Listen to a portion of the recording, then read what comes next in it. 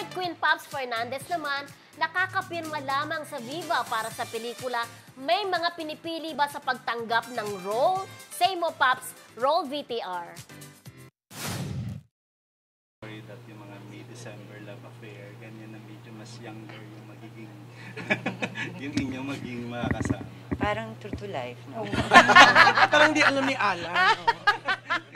Why?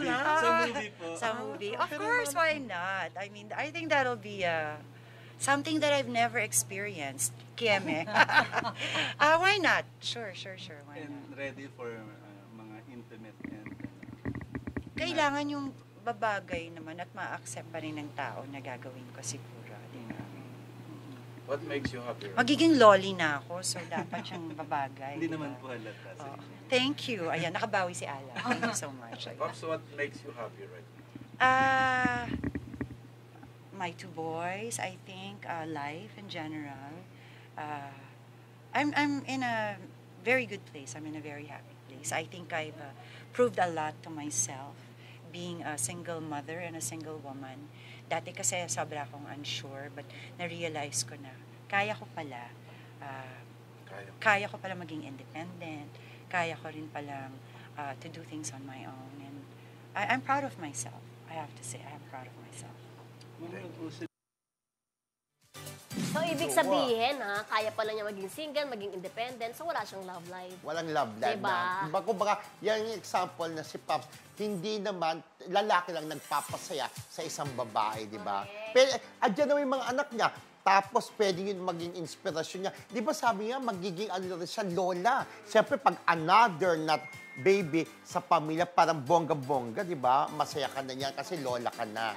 Dahil pumirma nga siya sa Viva ng kontrata for film, diba, tinanong nga siya dyan kung okay lang sa kanya kasi nauuso din naman yung May December love affair, diba?